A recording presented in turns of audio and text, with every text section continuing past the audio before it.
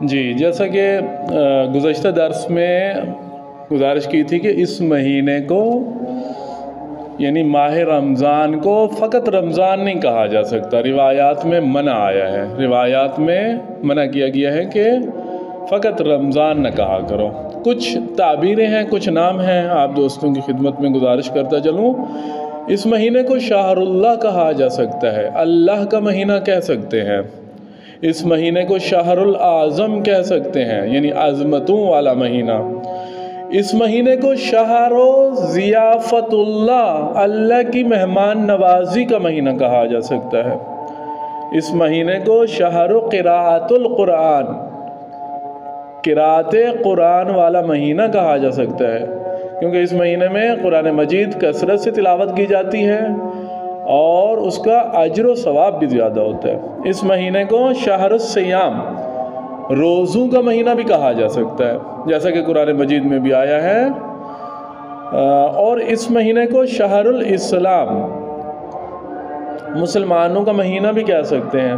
مسلمانوں کا مہینہ ایسے نہ ہو کہ مسلمان صرف ایک مہینے کا مسلمان ہو، نہیں بلکہ پورے سال کا مسلمان ہونا چاہیے۔ میں زیادہ جو ہے اس کی تفسیر میں جانا نہیں چاہوں گا۔ شہر الاسلام، اسلام کا مہینہ بولا جا سکتا ہے۔ شہر الطہور، پاک کرنے والا مہینہ بولا جا سکتا ہے۔ انسان گناہگار ہے، جتنے بھی گناہ کرتا ہے انسان، یہ مہینہ اس انسان کے گناہوں کو پاک کرتا ہے۔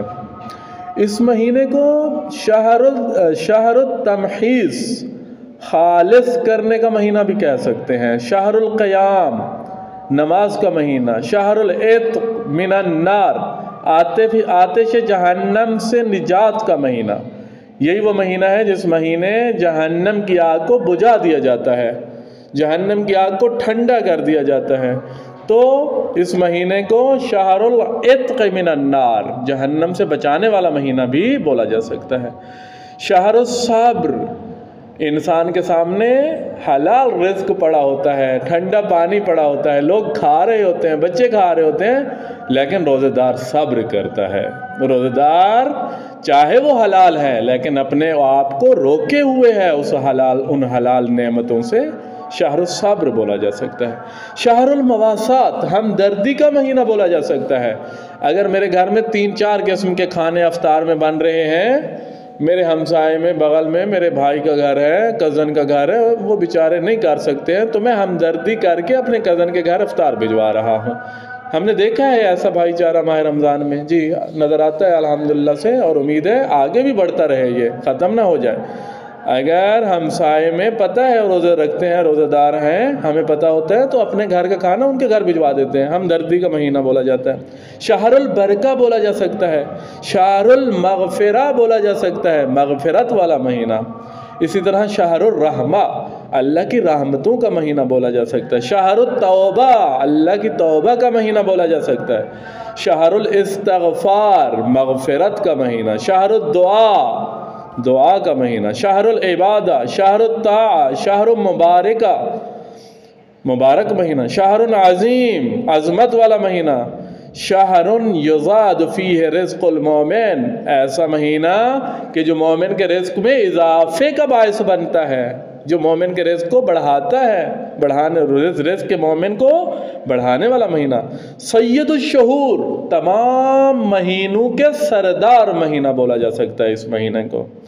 اسی طرح شہر عید اولیاء، اولیاء الہی کی عید کا مہینہ، اللہ کے مقرب لوگوں کی عید کا مہینہ۔ یقیناً اللہ کے مقرب لوگوں کی عید کا مہینہ ہے۔ صاف ظاہر ہے، اس سے بڑی عید کیا ہوگی مومن کے لیے کہ رجب شعبان کی آخری 29 تاریخ تک میں گناہگار تھا، لیکن شوال کی 1 تاریخ تک جیسے ہی رمضان آیا میرے گناہ سارے دھل گئے۔ تو اس سے بڑی عید ایک مومن، ایک مسلمان کے لیے کیا ہو سکتی ہے؟ شہر ربیع القرآن، قرآن کی بہار کا مہینہ بولا جا سکتا ہے۔ ربیع الفقراء، فقیروں کی بہار کا مہینہ۔ ربیع المؤمنین، مومنین کی بہار کا مہینہ۔ جتنے بھی تعبیر ماہ رمضان میں نے بیان کیے ہیں، ہر ایک تعبیر پہ 1 گھنٹے کا بھی درس رکھا جائے تو کم ہے۔ میں نے جلدی تعبیرات ماہ رمضان آپ کے سامنے ذکر کی ہے۔